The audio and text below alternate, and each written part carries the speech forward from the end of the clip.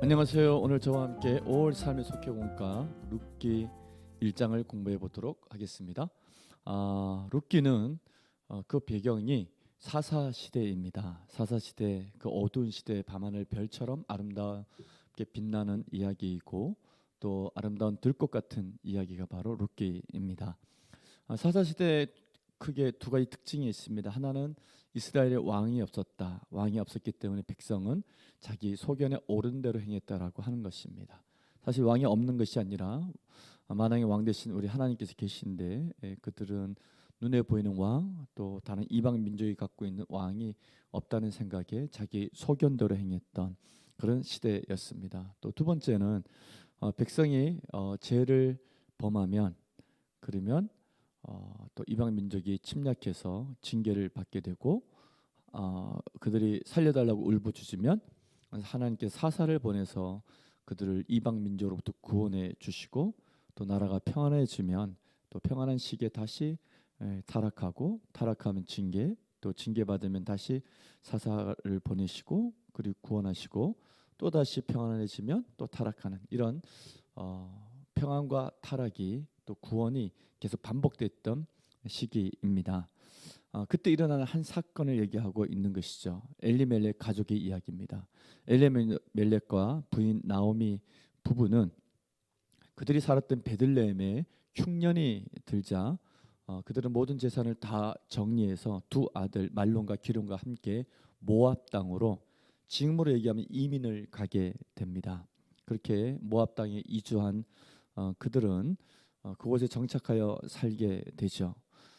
갈 때 가졌던 꿈들이 있을 것입니다. 두 아들과 그 부부가 꾸었던 그 꿈대로 사실 되지 않았습니다. 왜냐하면 그들은 잘못된 선택을 했습니다. 왜 잘못된 선택이냐? 사사 시대에 이스라엘 땅에 임했던 기근과 흉노는 레위기 26장, 신명기 28장에서 하나님이 말씀하신 1단계 징계입니다.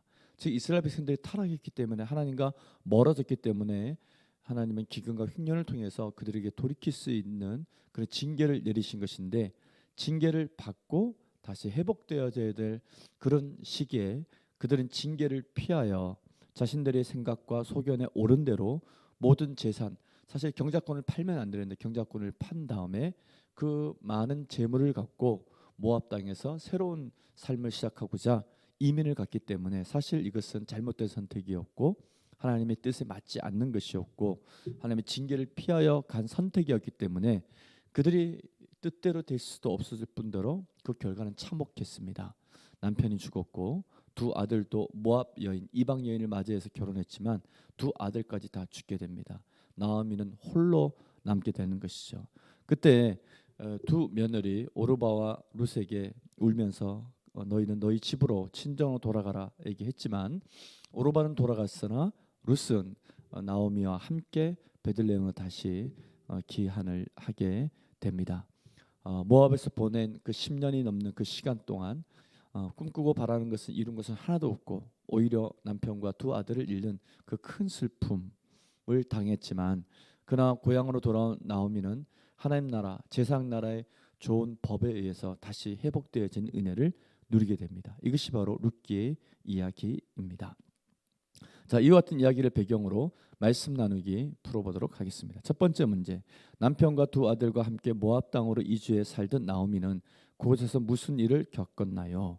남편이 먼저 죽었고 그 이후에 두 아들은 모압 여인 오르바와 룻과 함께 결혼을 해서 가정을 꾸렸지만 결국은 말론과 기론 두 아들 또한 죽게 됩니다. 이것은 자연적인 죽음일 수도 있지만 하나님의 징계의 부분이라 그렇게 볼 수 있습니다. 왜냐하면 좀 전에 말씀드렸듯이 기근과 흉년은 하나님의 징계이고 그 징계를 통해 죄를 뉘우치고 회복되어져야 되는데 모압 땅, 이방 땅, 절대 떠나면 안 되는 약속의 땅을 떠나 그곳으로 이주했기 때문에 벌어진 불행한 사건이었습니다. 두 번째 문제, 나오미가 고향인 유다로 돌아가려고 결심한 이유는 무엇인가요? 그 사이 이들이 그 모압 땅에서 이와 같은 큰 고난과 아픔을 당하는 그 사이 이스라엘은 회개했고 다시 회복되어졌고 다시 편안해졌습니다. 여호와께서 자기 백성을 돌보셨고 그들에게 다시 풍성한 풍년을 허락해 주셨습니다. 그래서 양식이 많아지게 된 것이죠. 이 소식을 들은 나오미가 고향으로 다시 돌아갈 결심을 하게 됩니다. 자, 말씀 다지기 읽고 마치도록 하겠습니다. 막막한 현실에서 하나님을 의지하기보다 자신의 지혜와 판단으로 살 길을 도모하는 사람이 많습니다. 그러나 사람의 지혜는 하나님의 지혜보다 뛰어날 수 없고 사람의 뜻은 하나님의 뜻보다 앞설 수 없습니다. 하나님 백성의 삶은 하나님 손에 달려 있습니다. 하나님의 돌보심이 우리를 배부르게 하고 살게 합니다. 고난의 때에는 하나님께로 돌아가는 것이 최선입니다. 돌이킴이 있는 곳에 은혜와 생명이 있습니다. 아멘.